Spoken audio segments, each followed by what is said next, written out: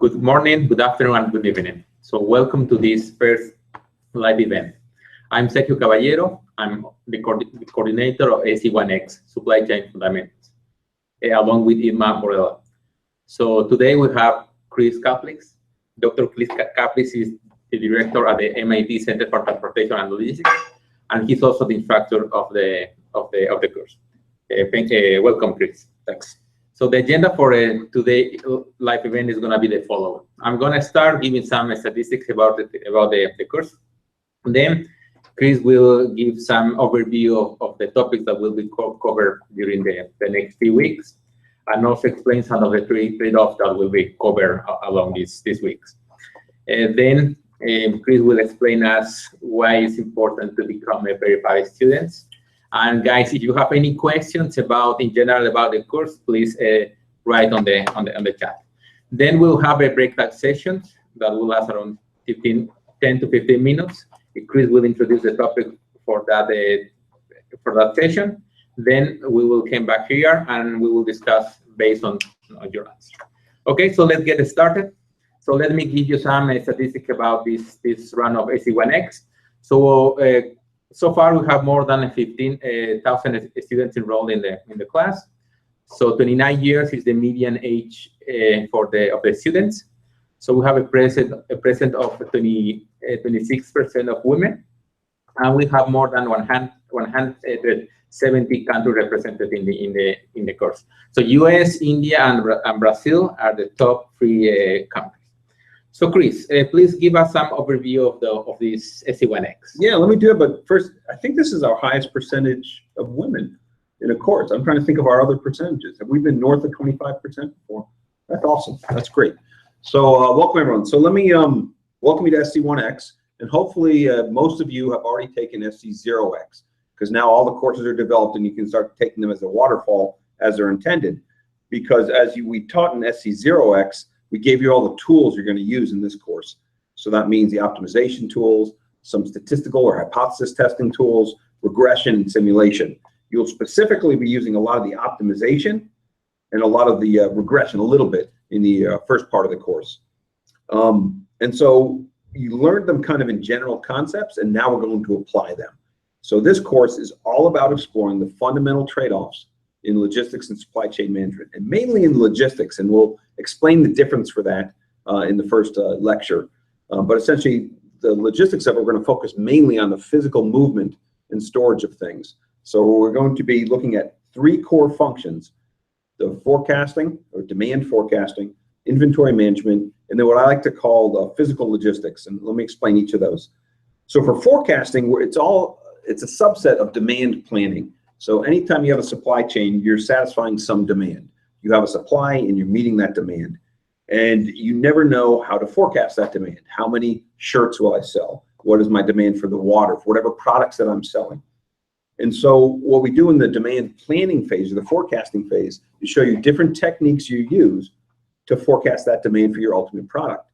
And what you'll see is that it's really a function of the type of product, the market, how much knowledge you need to know. So most of the tools that we'll give you are tools that you use for time series, where you have history and you're applying it forward, because that's the lion's share of forecasting in most business-to-business industries. However, we will cover certain things where you have no history. And so those might be cases where you have a new product being delivered. So you don't have a history to rely upon, so what do you do in those cases?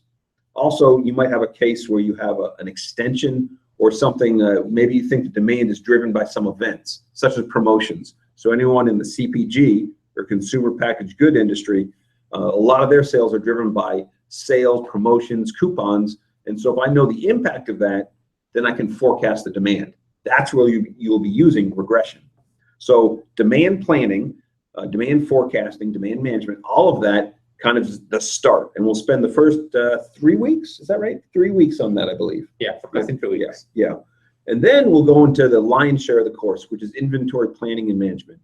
And what we do there is we answer the question, how much should I stock? We really focus on kind of the tactical side of things, what's known as a replenishment policy. And so the question it's answering is, how much should I order and how much should I keep on hand?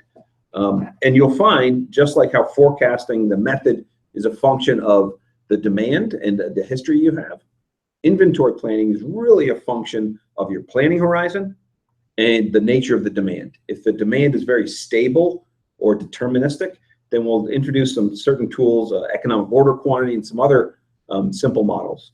If you have a lot of stochasticity or randomness or variability in your demand, we'll introduce some other models. Same thing if you have an infinite planning horizon or a very short period.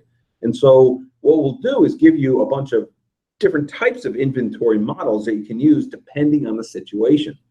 And you'll see that they all really tie together in the trade-offs that they make, because that's one of the core takeaways from SC1x is that you have these key functions and you're making trade-offs between them, and you're using optimization to make those trade-offs. So we talked about demand planning or demand forecasting, inventory management and planning. The last is physical logistics. And I lumped two things in here, warehousing and transportation. Warehousing, I mainly give one lecture, I think, on what warehousing is, how to set up a DC, how the general flow is. And what's interesting, if you take SC2x, we'll do network design, and essentially a warehouse or a DC, a distribution center, is essentially a network within four walls. And so you almost treat them the same. And so we'll talk about that, but we'll spend the most time on transportation. And the big focus there is making the trade-off of time and cost and mode choice, because the challenges you typically have in transportation are which mode should I use to get my product from A to B? Should I use rail? Should I use truck? Should I use ocean? Should I use air? And it's really a function of the time, the value of the product, and the uncertainty of the transit time. And we'll go into all the equations for that. But the other thing that hopefully you'll get out of this is to understand, yes, every company's supply chain, you have demand planning, you have inventory management, you have transportation and warehousing, but they're not always the same. And in fact, many companies will have multiple supply chains. Every company will have multiple supply chains. And to understand this, we're going to introduce you to the concept of segmentation. It's a core supply chain functionality, and we do it it's in the first lecture, right? Yeah. Is that right? Perfect. Yeah. Perfect. Lesson 1. Yeah. So what we really do is help you understand how to segment your customers or your suppliers or your products, because you'll have a certain supply chain that fits for each one of those. So that's why for demand planning, we taught you different techniques. For inventory management, different models. And for transportation, different ways of doing trade-offs, because they will fit in different areas of your company and your product line. The way you treat your fast movers are different from your really slow movers. And we'll help you understand that and show you quantitatively how to figure that out. The other big thing we want to make sure you get is how to handle uncertainty. Now, if you took SC0x, you should be comfortable with probability distributions, and you'll become more comfortable with that, I hope. We mainly stick with the Poisson and the normal distribution, but any kind of probability distribution you should be comfortable with, because we're going to start looking at how uncertainty impacts your inventory, your forecasting, and your transportation. And so we'll see how that all fits together. Now, the way it fits together, I brought a prop, and so use a total cost equation. So I'm going to say, is this okay? Is that readable? All right. All right. So what this is doing is, there we go. So we're doing this live on the fly. Okay. So this is the total cost equation. Chances are, if you're in your supply chain career, you're going to do some kind of total landed cost equation. This is the simplest function. Remember, a function is simply, you have a dependent variable that's a function of some independent variables. In this case, we're going to spend all our time in this course working with this function. It's the total cost equation, and it's a function of four components: the purchasing cost, the ordering cost, the inventory holding cost, and then the stock out cost. And what I put on the right for the, let's see if I can do this in real time. The purchasing cost is, we'll talk about these variables. It's not that important that you know what they mean right now, but it's essentially the cost of all the things that you procure. Because one of the things that we'll cover in SC2x, right, is procurement. Yes, that's right. And so that's something that's, in many companies, it's included in the supply chain function. But if, in any case, it needs to be considered by the supply chain function. And then you've got the ordering cost, and this is simply the cost for placing an order. And this gives you the concept of a cycle, because essentially you're going to order Q units every period of time. And so that means you're going to have D, if D is the total demand over the course of the year, D over Q is the number of cycles. So this whole idea of a replenishment cycle is something you should get comfortable with, because there's always replenishment cycles within a supply chain. And so this simply tells me how many cycles I have and how much that's going to cost me. Then the big one we're going to spend a lot of time on is the holding cost. And so this is inventory, and we'll spend a lot of time on this. But essentially, you have to think about inventory as having different characteristics. And it's not the characteristics that you can see. They're more functional. And so you can think of cycle stock, the amount of inventory you expect to go through during one of these replenishment cycles. Safety stock, that's in case so you don't run out during the lead time. Safety stock or buffer stock. And then the last one is L times D is the pipeline inventory. All that inventory that's stuck in transit.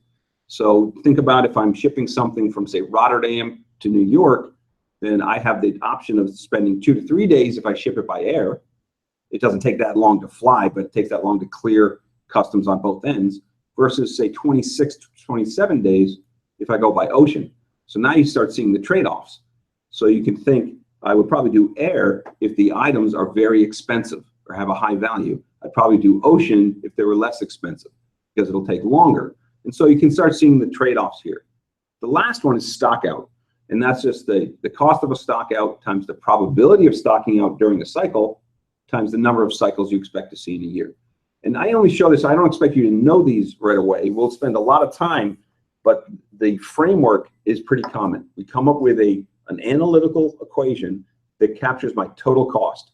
And in practice, you call this total landed cost. Sometimes I'd put some more terms in, but it's all the same. We have to think about what's driving the cost, and then you isolate each of them, and then you can capture it. And then once you have these relationships, you can determine trade-offs. Which is the best mode of transit for this product? Which is the best way of forecasting for this product? So it all kind of ties together. So hopefully that makes sense. Does that make a little bit of sense? Yes. Because each of the things we do with the forecasting and transportation impacts different parts of that equation. Okay, thank you, Chris. So this is the 5th time that we are running this course, if I'm mistaken. So you ran the first time. I did. And you follow the subsequent runs. Which topics do you think that are the most challenging for students? All of these topics that are covered in SC1x. And any advice that you would like to share with the students about that? Yeah, so my opinion is that when we get into inventory and we start doing the single period inventory models, when you introduce probabilistic demand, people get a little confused. And so that's my guess where the hardest stuff is. Ahmad, what do you think? You've done this, is that, yeah. So we have people who've done all the courses in the room behind the camera. I think that's the hardest thing. I think forecasting is pretty easy. You guys, it's bookkeeping after a while. At the other end, the transportation trade-offs, not that hard. I think it's the inventory management when it gets to, especially when we get to non-normal distributions, which we don't do too much of, but people get confused with that. So I think keeping the probability stuff in your mind and really doing all those practice problems might help a lot. I believe that's week 7, right after the midterm. Exactly. Right after the midterm. Exactly. Yeah. That's the hardest one. Okay, excellent. Thank you, Chris. So this live event is open to all students, audit and verified students. So in this case, subsequent live event will be open to only to verified students. What would you like to say to all these students that are taking SC1x? Yeah. So so I highly encourage you, if it's financially possible for you, to go as a verified student and pay the $150. And it's for a couple reasons. One is you have access to other things, the supplemental materials.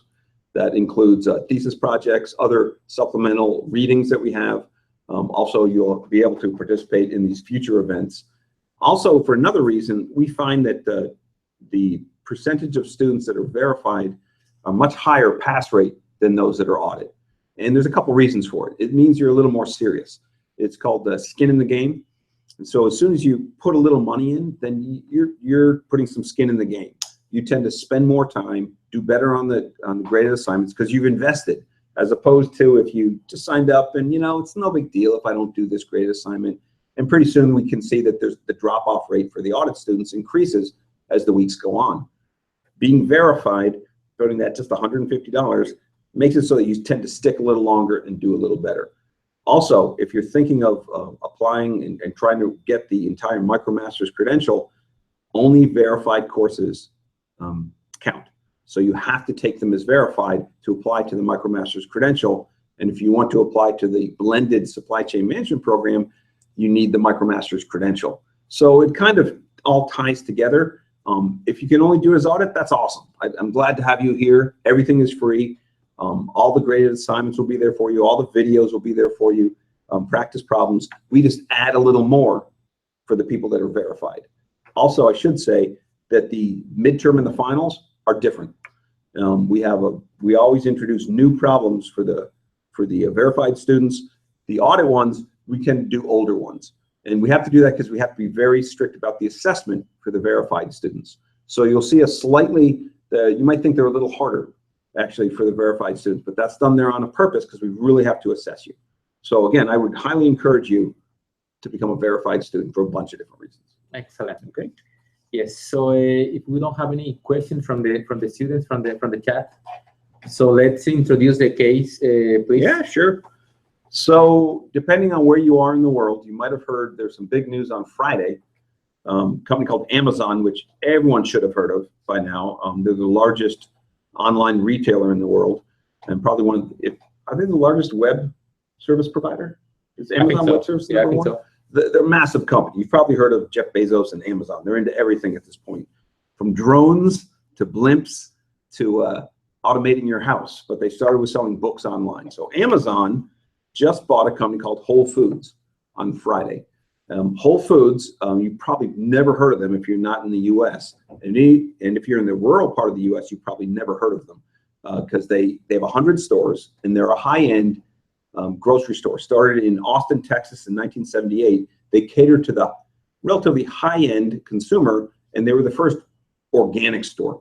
And so they really pride themselves on organic fruits, vegetables, produce, specialty foods. They tend to be higher cost than most other grocery stores. And so they have 100 stores roughly throughout the US, mainly in upscale urban areas. So if you talk to someone from, say, Virginia, they probably have 2 in Virginia, something in Richmond and Charlottesville, but they wouldn't have them in the rural areas. And so Amazon, who's been very large, they have $136 billion in revenue a year. They're trying to get into the grocery business. And so Whole Foods is in the grocery business. And so it's an interesting acquisition because Amazon doesn't really have any retail storefront. They're all online. And Whole Foods didn't have much of an online presence. They had something called Instacart. And Instacart was where you could go and have food delivered from Whole Foods, and they would do that last mile delivery. So just to give you a scale of things, revenues for Whole Foods, the grocery store they acquired, was about 15 billion, 16 billion last year. Amazon paid 13 billion for them. Now, I'm no mathematician, but that multiplier rate is less than 1. So they paid less than 1 times the annual revenue to acquire them. And if you think of other tech, what multipliers are out there, generally sub 1 is not that good. You've got to think what the grocery business is like. The margins are really thin. Whole Foods tends to have higher margins because they sell to a higher end market, but they're still pretty thin. If you look at the total market share, Whole Foods plus Amazon for the grocery market share in the United States, less than 2% of the market. The number 1 company is Walmart. They have about 15%. And then Kroger's right behind them with about 12 to 13%. So my question to you is, what's going to happen? And so to recap, the world's largest internet retailer acquired a niche grocery store, Whole Foods, that's only in 100 stores compared to about 3,000 for Walmart, if I'm not mistaken, about 2,000 of which sell groceries. Acquired them, and they now have a retail footprint for delivering of groceries. And the question is, I want you to break off in your discussion groups and talk to each other and come up with what are some of the impacts that are going to be here. Okay, excellent. So it's did gonna you had some specific questions? Yeah. Yeah, so discuss the recent Amazon acquisition of Whole Foods and come up with 3 potential impacts to the industry and the market. So please join the breakout rooms and discuss with your piece, and we'll be back in 15 minutes. All right. See you in a few minutes. Yeah, stop. Yep.